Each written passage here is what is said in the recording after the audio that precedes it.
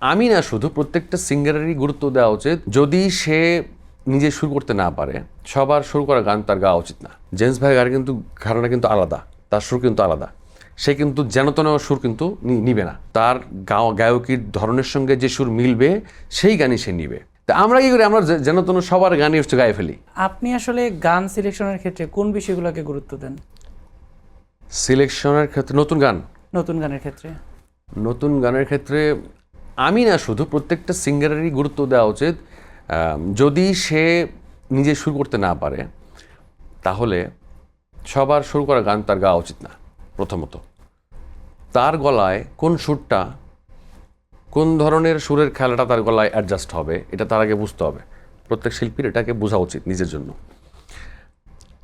যেমন আমাদের দেশের হচ্ছে, আমি বিখ্যাত একজনের নাম বলি, আমি সাবিনা ইয়াসমিনের যেমন জেমসের গানের কিন্তু, জেমস ভাইয়ের গানের কিন্তু ঘরানা কিন্তু আলাদা, তার সুর কিন্তু আলাদা। সে কিন্তু যেনতেন সুর কিন্তু নিবে না। হ্যাঁ, আমি একটা সুর করে দিলাম, ভাই গায়ে দেন, সে গাবে না।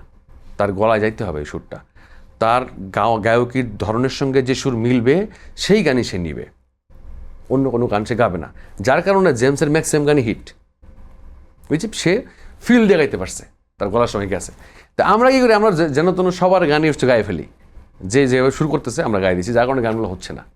আলটিমেটলি যে শুরু করছে, সে যেভাবে শুরু করছে সেই ডেলিভারি আমরা দিতে পারি না। কারণ আমাদের গলা হচ্ছে একটা জায়গা আটকানো, সবার গলাই। কোনো গলাই ইউনিভার্সাল, মানে ওইরকম ভার্সেটাইল না কারো গলাই। অরিজিতেরও গলাও কিন্তু ভার্সেটাইল না। অরিজিৎ সিং সেও কিন্তু এক ধাঁচেরই গান গায়, ওর বাইরে সে যাবে না কখনো। ওকে একটা সুর দিলেও সে তার মতো করে নিয়ে তারপরে সে গাইবে, এর আগে গাইবে না, চেঞ্জ করে হলেও গাইবে।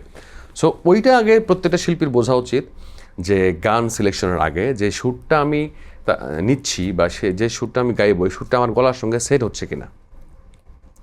যদি হয় তাইলে গান, না হলেও গান সমস্যা নাই, পয়সার ব্যাপার আছে।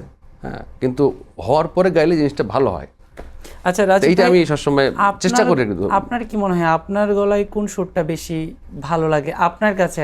আমরা এটা একটু সুরে সুরে শুনবো, জাস্ট 2 লাইন। আমার এই যেমন হচ্ছে লুৎফর হাসানের কয়েকটা গান আমি করছি, 3rd অ্যালবামের একলা মানুষের টাইটেল সং, যেটা একলা মানুষ, এই গানটা আমার গলায় ভালো লাগে, খারাপ লাগে না। একটু শুনি আমরা।